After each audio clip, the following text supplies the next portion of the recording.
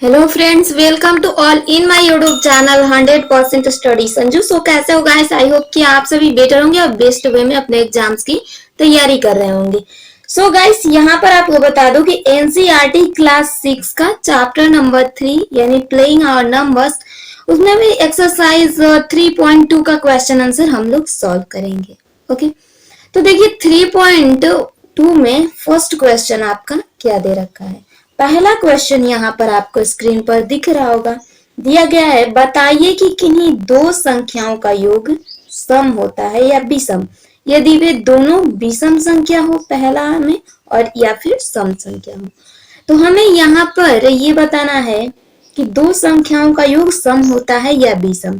First condition यानी विषम दे रखा है, तो विषम के अकॉर्डिंग पहला आंसर को हल करते हैं। अब दो विषम संख्याओं को हम जोड़ लेते हैं, उसके बाद पता करेंगे कि सम होता है इसका योग या फिर विषम। पहला तो विषम संख्या 1 हो जाएगा और प्लस यहाँ पर दूसरा 3 जोड़ लेंगे, इन दोनों का योग 4 यानी एक सम संख्या हो रहा है। तो हमने यहाँ पर इस कंडीशन में पाया कि दो विषम संख्याओं का योग सम होता है।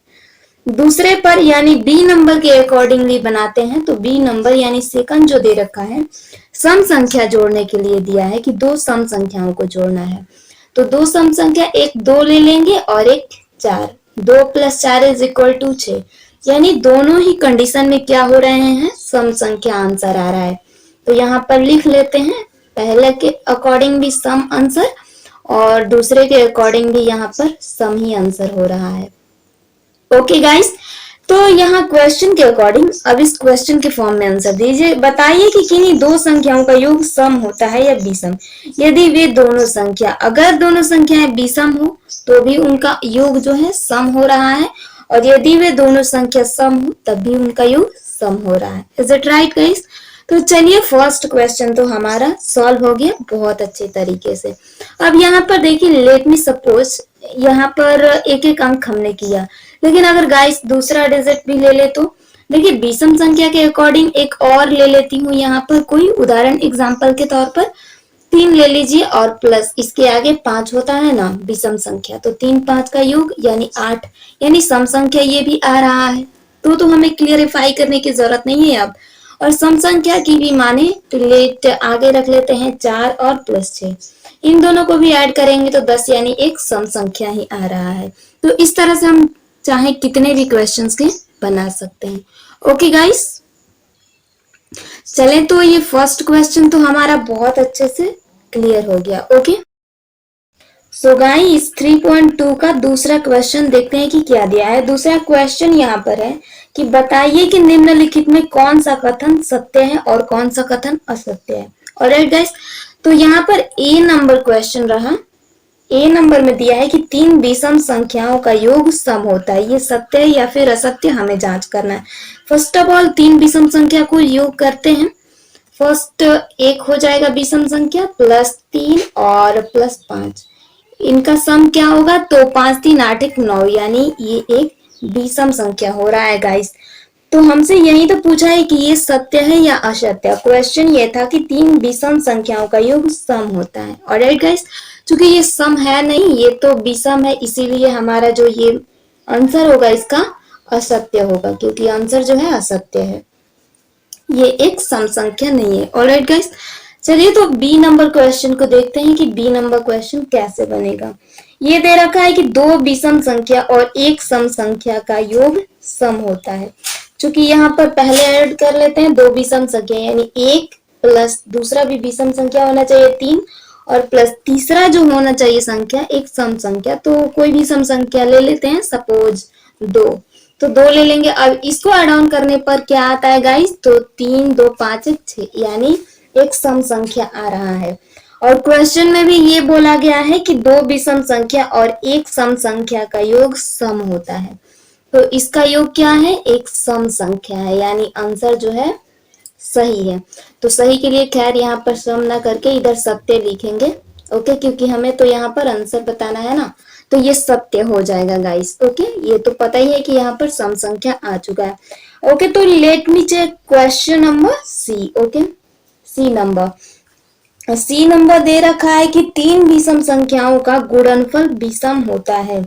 तीन विषम संख्या, फर्स्ट ऑफ ऑल तीन विषम संख्या का गुना कर लेते हैं 1 इंटू 3 इंटू 5। ऑलराइट गाइस, तो 1 गुने 3 3 और 3 गुने 5 यानी 15। ऑलराइट, तो ये हुआ 15।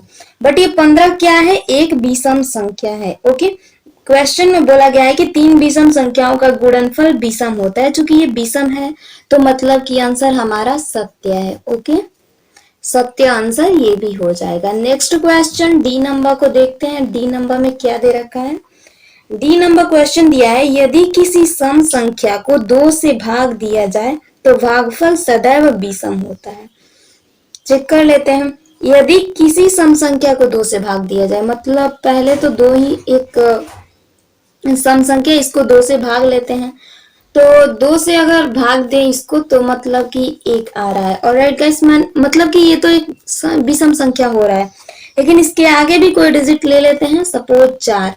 अगर 4 को हम 2 से भाग दे तो यहाँ पर आएगा 2, जो कि ये एक सम संख्या है। तो यहाँ पर तो विषम संख्या आ रहा है, बट ये वाला जो है सम संख्या, इसीलिए गाइस ये वाला जो आंसर होगा इसका असत्य होगा। बिकॉज यहाँ पर क्वेश्चन में ये बोला गया था कि यदि किसी सम संख्या को 2 से भाग दिया जाए तो भागफल सदैव विषम होता है। बट यहाँ पर कंडीशन चेंज हो गई है, यहाँ पर एक सम संख्या आ रखा है। ऑलराइट, तो डी नंबर के अकॉर्डिंग आपका आंसर जो होगा असत्य यानी रॉन्ग होगा। ओके, क्योंकि सम और विषम दोनों आ रहे हैं। By the way question number ई देख लेते हैं। ई नंबर की क्या दे रखा है। ई नंबर यहाँ पर क्वेश्चन है कि सभी अभाज्य संख्याएं विषम है। सभी अभाज्य संख्याएं विषम है गाइस, ये क्वेश्चन में दे रखा है कि सत्य या फिर असत्य। तो आपकी जानकारी के लिए बता दूं कि अभाज्य संख्या 2 ही होता है। 2 क्या है, एक अभाज्य संख्या। क्यों और कैसे, तो अभाज्य संख्या के लिए कंडीशन ये होता है कि वे सारी संख्या जो 2 और यानी खुद से कटे, एक या खुद से कटे, वो एक अभाज्य संख्या। ऑलराइट, बट यहाँ पर 2 को अगर देखें तो 2 या फिर 1 से कटेगा या 2 से कटेगा, इसके बीच के किसी डिजिट से कटने वाला तो है नहीं, मतलब ये एक अभाज्य संख्या है। एक यही सम संख्या 2 है जो कि अभाज्य संख्या है। क्लियर गाइस, तो चूंकि ई नंबर क्वेश्चन में दे रखा है कि सभी अभाज्य संख्याएं विषम है। ओके, बट ऐसा नहीं गाइस, यहाँ पर 2 जो है एक अभाज्य संख्या है, लेकिन ये संख्या सम है, इसीलिए आपका आंसर जो होगा असत्य होगा। ऑलराइट, सो असत्य यहाँ पर राइट आंसर हो जाएगा। नेक्स्ट एफ नंबर क्वेश्चन को देखते हैं। यहाँ पर एफ नंबर को सॉल्व करते हैं। यहाँ दे रखा है कि अभाज्य संख्याओं के कोई गुणनखंड नहीं होते। अभाज्य संख्याओं के गुणनखंड होते हैं गाइस। अब गुणनखंड किसे कहते हैं, तो जिस भी पहाड़ा से या फिर जिस भी डिजिट से उसे ब्रेक किया जा सके, यानी वो अंक को, तो मतलब उसका गुणनखंड है।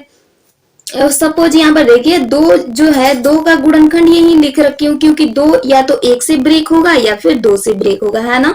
तो मतलब इसका गुणनखंड, गुणनखंड का मतलब क्या, गुणन मतलब गुना और जस्ट खंड मतलब तोड़ना, यानी उसे ब्रेक किया जा सके। ऑलराइट, तो यहाँ पर क्वेश्चन में खैर क्या पूछा था कि अभाज्य संख्याओं का कोई गुणनखंड नहीं होता।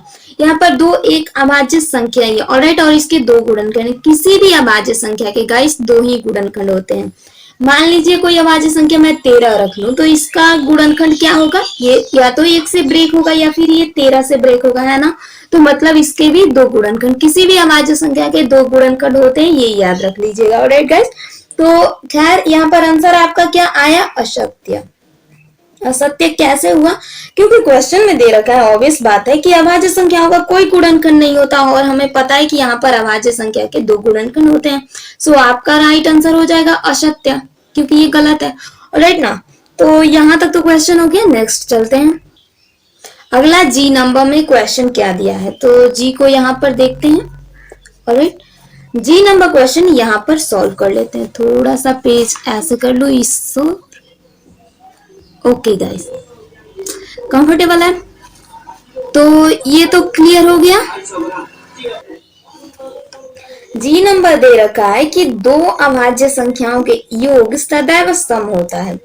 2 अभाज्य संख्याओं के योग सदैव सम होते हैं। अभाज्य संख्या एक हो जाएगा आपका 5, लेट मी चेक 5। ऑलराइट, और दूसरा अभाज्य संख्या 7 मान लेंगे। इन दोनों अभाज्य संख्याओं का योग सम यानी 12 आ रहा है।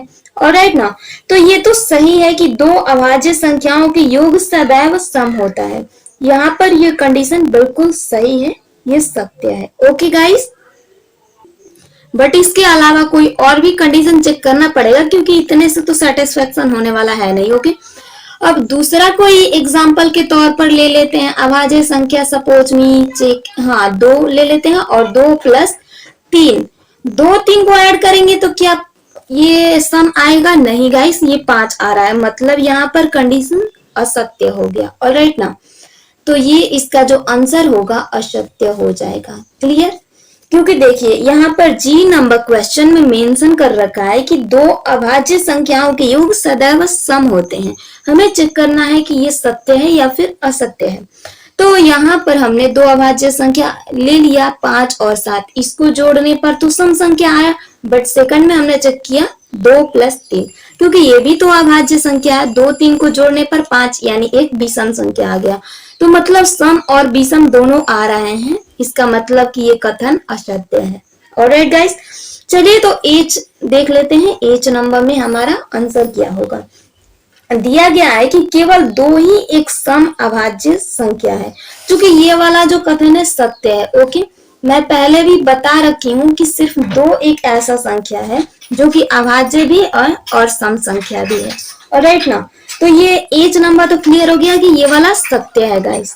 नेक्स्ट देखिए जे नंबर, जे वाले में क्या दे रखा है, जो दो सम संख्याओं का गुणनफल सदैव सम होता है। तो दो सम संख्या 2 ले लेंगे गुणे 4 ले लेंगे, इनका योग यानी क्या आ रहा है, इनका गुणनफल, तो इनका गुणनफल 8 आ रहा है, यानी दो सम संख्याओं का गुणनफल सम आ रहा है। खैर एक और एग्जांपल लेकर के चेक करते हैं, जैसे कि 4 ले लेंगे और प्लस यहाँ पर 6 लेंगे, तो 4 6 24, यानी ये भी एक सम संख्या ही आ रहा है। वैसे बता दूं कि सम संख्या आप लोग कैसे चेक करोगे, तो देखिए सम संख्या चेक करने के लिए सबसे सिंपल कंडीशन ये होता है कि जिस भी डिजिट के इकाई स्थान पर 2 4 6 8 10 यानी ये सब डिजिट्स रहे ना, तो मतलब वो संख्या सम संख्या है। खैर इसके बारे में डिटेल से एक वीडियो बना रखी हूँ जिसमें सम विषम ये सब आप लोग चेक कर सकते हो। फर्स्ट वीडियो है, जाकर के देख लीजिएगा या फिर वीडियो के आई बटन में आपको मिल जाएगा। ओके, तो यहाँ पर सेकंड नंबर क्वेश्चन तो हो गया। यहाँ पर अब 3.2 का क्वेश्चन नंबर थर्ड को सॉल्व करेंगे। ओके, तीसरा नंबर क्वेश्चन आपका क्या दे रखा है इसको देखते हैं। तो ये तीसरा नंबर क्वेश्चन है कि संख्या 13 और 31 अभाज्य संख्या है, इन दोनों संख्या में 2 अंक 1 और 3 है, 100 तक की संख्या में ऐसे अन्य सभी युग्म ज्ञात कीजिए। तो जैसे कि यहाँ पर फर्स्ट दे रखा है 13 और इससे बनाया 31। ऑलराइट ना, 13 और 31 लिख लेते हैं, ज्यादा बेटर होगा।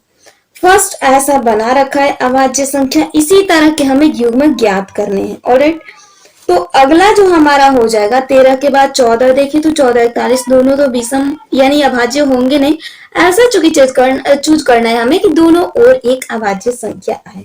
ओके, तो आप लोग भी चेक करते रहिए। वैसे मैं आपको बता देती हूँ कि अगला जो होगा 14 15 16 ये सब तो नहीं होंगे, हो जाएगा 17। ओके, 17 और 71। ऑलराइट, ये एक अभाज्य संख्या हो गया। और इसी तरह से अगर हम चेक करें तो ये 27 वाला कंडीशन तो सही नहीं होगा क्योंकि 72 हो जाएगा। खैर आप लोग चेक करते रहिए। नेक्स्ट हो जाएगा 37 और 73। ओके, चूंकि हमें ध्यान से चेक करना है गाइस, दोनों और अभाज्य संख्या ही आने चाहिए।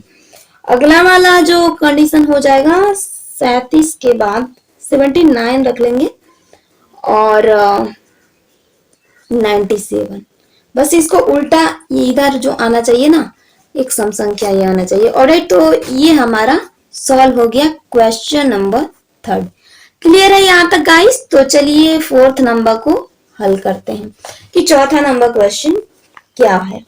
चौथा नंबर दे रखा है क्वेश्चन आपका कि 20 से छोटी सभी अभाज्य और भाज्य संख्याएं अलग अलग कीजिए। चूंकि हमें क्या बताना है, 20 से छोटी बताना है। पहले तो यहाँ पर भाज्य संख्या ही ज्ञात कर लेते हैं कि भाज्य संख्या कौन कौन सी हो जाएंगी 20 से छोटी।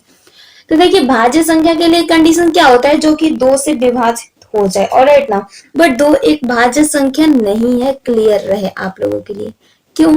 क्योंकि भाज्य संख्या इसीलिए भाज्य नहीं है क्योंकि भाज्य के लिए कंडीशन जो होता है 2 से विभाजित होने के लिए होता है ना। बट यहाँ पर यह है कि अभाज्य संख्या के लिए भी कुछ कंडीशन देख लीजिए। अभाज्य संख्या के लिए मैं बता रखी हूँ पहले से कि वे सारी संख्या है जो कि एक से और खुद से कटे हुए अभाज्य संख्या है। ऑलराइट, तो एक से और खुद से कटे जो तो अभाज्य संख्या पहले ही हमारा निकल गया, तो इसमें कौन हो जाएगा, एक तो ना भाज्य होगा ना अभाज्य, ये ध्यान रखिएगा। 2 एक अभाज्य संख्या हो जाएगा, 3 हो जाएगा, 5 हो जाएगा, 7 हो जाएगा। ऑलराइट, ये सब अभाज्य संख्या हो जाएंगे। ओके, देन अगला देखें तो 11 हो जाएगा, 13 हो जाएगा और 14 15 तो होंगे नहीं गाइस, 17 और उसके बाद अंतिम जो डिजिट है इधर 19 हो जाएगा। दिख तो रहा है ना, 19 हो जाएगा। क्लियर, तो ये सारी संख्याएं जो है एक अभाज्य संख्या, 2 3 5 7 11 13 17 19। अब भाज्य संख्या के लिए मैं बता देती हूँ।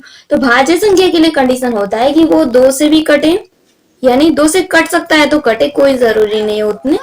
लेकिन क्या है कि भाज्य संख्या में ना एक और खुद से कटने के अलावा बीच के भी किसी डिजिट से कटे, मतलब वो भाज्य संख्या हो जाएगा। ऑलराइट, तो यहाँ पर अब 1 2 ये तो होंगे नहीं, क्योंकि एक तो ना भाज्य है और ना ही अभाज्य है। ओके, 2 को अगर माने तो 2 तो अभाज्य संख्या में आ गया, क्योंकि ये एक और खुद के अलावा किसी डिजिट से कट ही नहीं सकता। और 3 5 7 ये सब तो ऐसे ही है, तो मतलब कि 4 एक भाज्य संख्या है।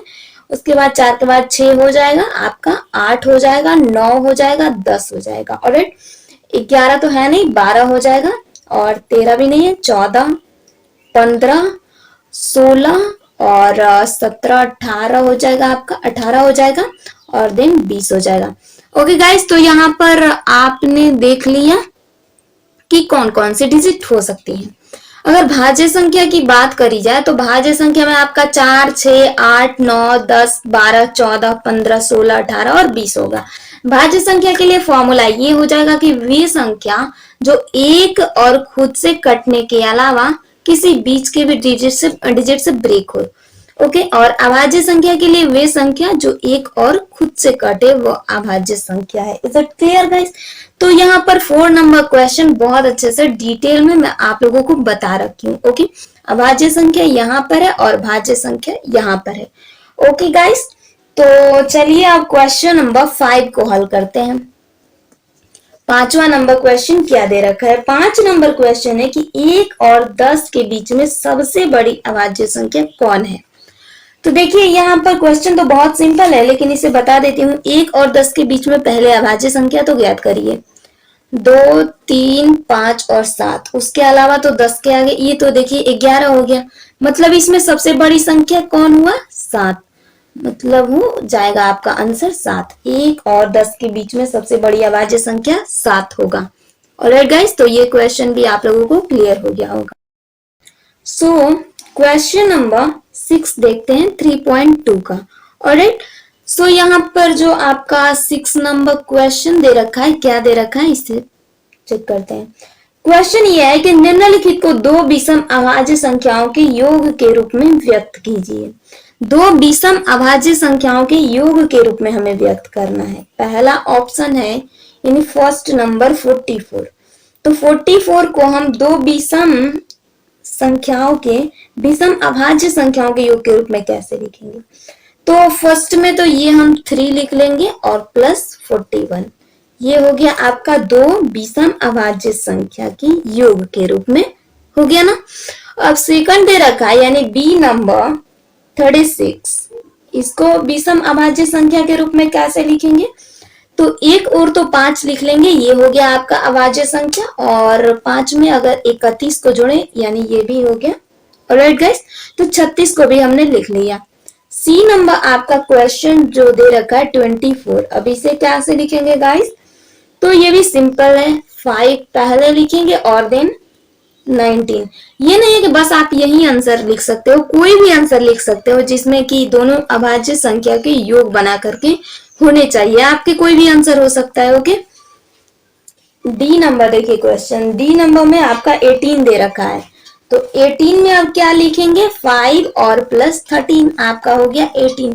बस क्वेश्चन में गाइस इतना हमें ध्यान रखना है कि दे रखा है निम्नलिखित 2 विषम अभाज्य संख्याओं के योग के रूप में लिखिए। तो देखिए ये विषम संख्याएं भी होने चाहिए और अभाज्य संख्याएं भी होने चाहिए, और इसके योग मिला करके ये जो है आ रहा है। ऑलराइट गाइस, तो इतना ही सिंपल है। अब आंसर आपका कोई भी हो सकता है, अभाज्य संख्या और विषम संख्या वे डिजिट्स होने चाहिए। ऑलराइट गाइस, तो ये रहा आपका क्वेश्चन नंबर 6 का आंसर। चलिए 7 नंबर को फटाफट से हल कर लेते हैं। 7 नंबर दे रखा है कि अभाज्य संख्याओं के ऐसी 3 युग्म लिखिए जिनका अंतर 2 हो। तो अभाज्य संख्या के ऐसे 3 युग्म यानी जोड़े लिखना है जिनका अंतर 2 हो। पहला हो जाएगा 3 और 5। दोनों का अंतर देख लीजिएगा कि 3 और 5 का अंतर जो है इसका 2 ही आएगा। चलिए माइनस ही करके लिख देती हूँ। तो इसका अंतर 3 5 का 2 आया, यानी ये तो एक युग्म हो गया ना 3 और 5। दूसरा जो यहाँ पर हो सकता है 5 और -7, यानी दोनों एक अभाज्य संख्या, इनका अंतर भी 2, यानी 5 7 एक युग्म हो गए, है ना। अगला वाला अगर देखें तो 11 -13 हो जाएगा, इसका भी अंतर क्या है 2 है। तो 11, 13 यानी ये 3 युग्म हो गए। ऑलराइट गाइस, तो ये भी आपका आंसर 7 नंबर सॉल्व हो गया। ऑलराइट, तो नेक्स्ट क्वेश्चन सॉल्व करते हैं 8 नंबर को। चलिए 8 नंबर क्वेश्चन क्या दे रखा है इसको देखते हैं। 8 नंबर क्वेश्चन दिया है कि निम्नलिखित में कौन सी संख्या अभाज्य संख्या है। ऑप्शन ए यहाँ पर दे रखा है 23, बी यहाँ पर दे रखा है 51 और सी नंबर दे रखा है आपका 37 और डी है 26। ऑलराइट, तो इन सारी संख्याओं में हमें बताना है। यहाँ पर आपको क्या बता रखी हूँ, पहले तो ये देखिएगा, इसकी सारी सम संख्या जो होती है 2 के अलावे सब एक भाज्य संख्या होती है ना। तो यहाँ पर आपको 2 के अलावा ये तो 26 है ना गाइस, मतलब ये एक भाज्य संख्या है। विश्वास नहीं तो कटा लेते हैं 2 से, 2 से कटाए 13 दूनी 26, ये कट गया आपका।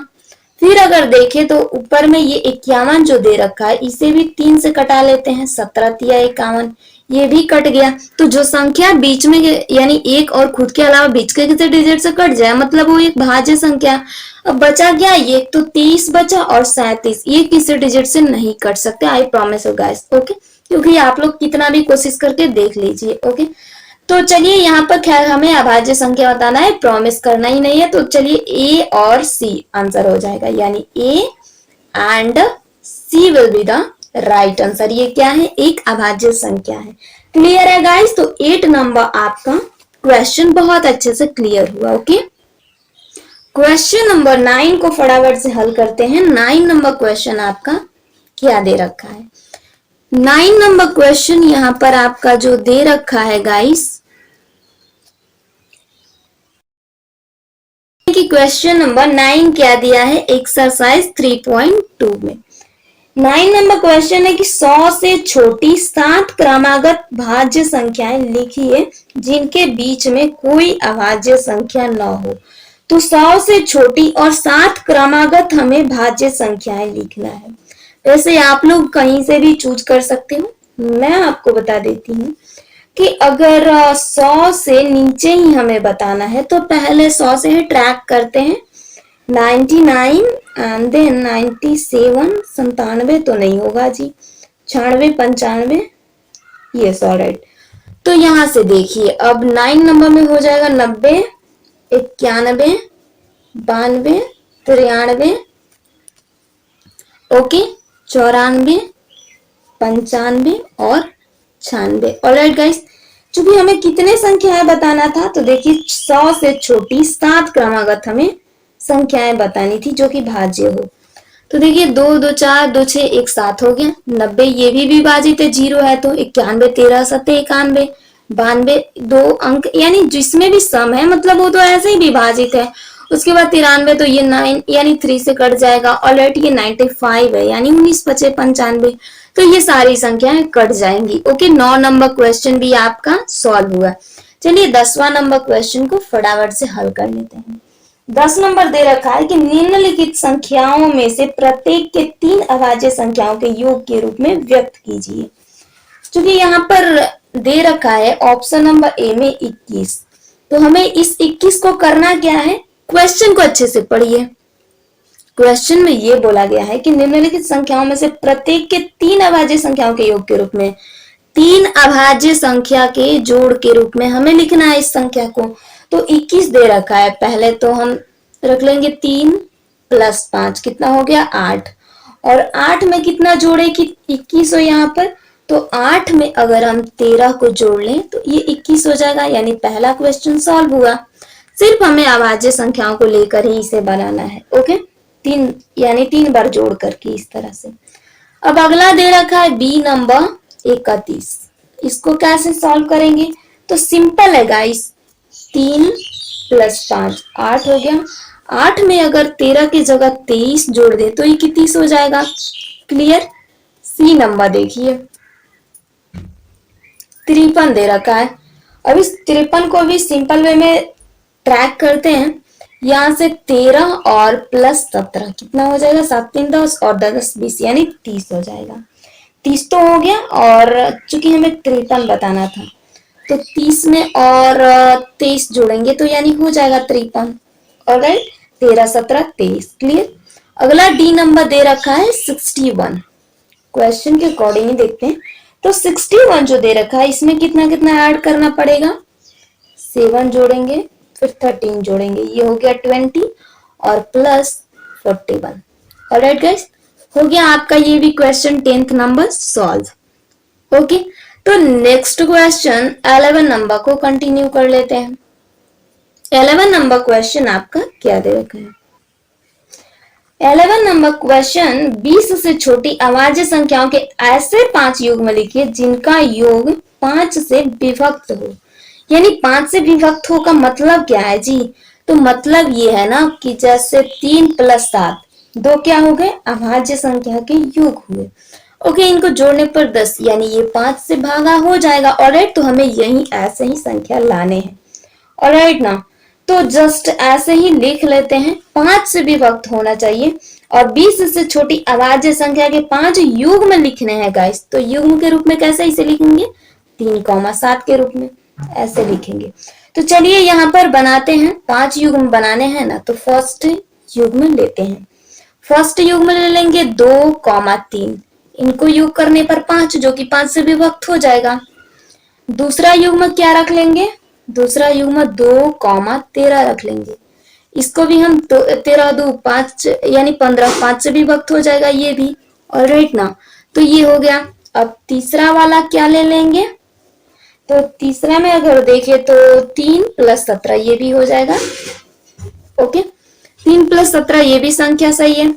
अगला कोई क्वेश्चन है क्या, यानी ऑप्शन, तो चौथा और पांचवा और 2 हमें बनाने हैं। खैर चौथा में क्या ले लेंगे गाइस, तो यही 7 और +13 ले लेंगे। ओके, 7 13 यानी 20 जो कि 5 से विभाजित हो जाएगा। और पांचवा ऑप्शन यहाँ पर ले लेते हैं, चूंकि ये हो जाएगा आपका 11 तो नहीं लेंगे गाइस, क्योंकि हमें क्या 20 से छोटी ही बतानी है। ऑलराइट ना, तो 20 से छोटी अभाज्य संख्या के युग्म, खैर 20 से छोटी अलग अलग हो जाएंगे, ये तो 11 19 ले सकते हैं। इन दोनों का युग्म करेंगे तो ये कितना होगा जी, 10 10 यानी 20 20 30 जो कि 5 से विभाजित हो जाएगा।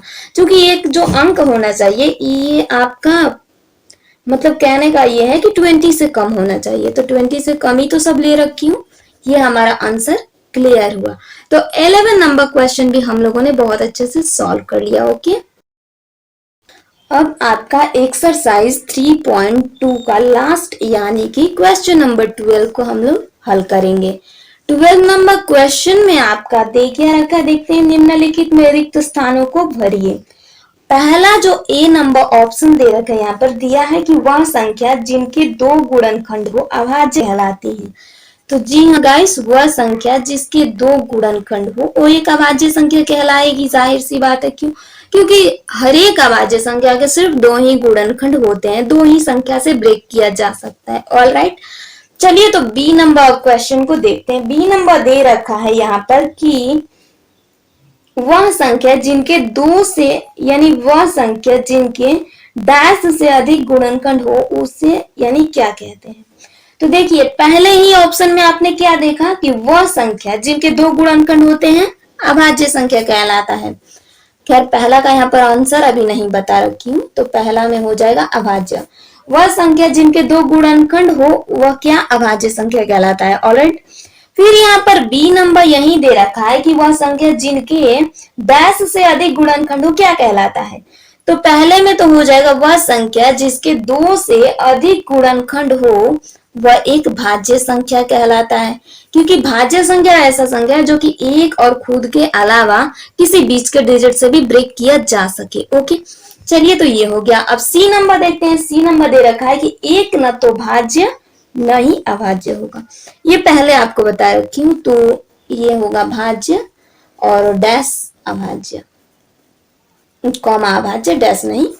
तो देखिए एक न तो भाज्य संख्या और न ही अभाज्य संख्या, समझ लीजिएगा गाइस। डी नंबर को देखते हैं। यहाँ पर वैसे भी इतना बड़ा कोई दे नहीं रखा है कि कुछ बताऊं उतना। सबसे छोटी अभाज्य संख्या, तो सबसे छोटी अभाज्य संख्या क्या है, 2 है, क्योंकि इसके अलावा एक था जो कि एक न तो भाज्य न अभाज्य। आगे देखते हैं ई नंबर। ई नंबर में क्या दे रखा है, सबसे छोटी भाज्य संख्या। सबसे छोटी भाज्य संख्या क्या है गाइस, 2 एक अभाज्य संख्या है, 3 अभाज्य संख्या, मतलब भाज्य संख्या 4 हुआ। ओके, फिफ्थ यानी एफ नंबर, 6 नंबर कहेंगे। एफ नंबर देखिए तो क्या दिया है, सबसे छोटी सम संख्या। सबसे छोटी सम संख्या 2 है गाइस, तो सबसे छोटी सम संख्या बोले तो 2, और सबसे छोटी भाज्य संख्या 4, सबसे छोटी अभाज्य संख्या 2। ऑलराइट, तो ये रहा आज आपका क्वेश्चन नंबर 3, ये एक्सरसाइज 3.2, और जिसमें कि टोटली 12 क्वेश्चन सॉल्व हो गए। So bye bye, take care all of you guys.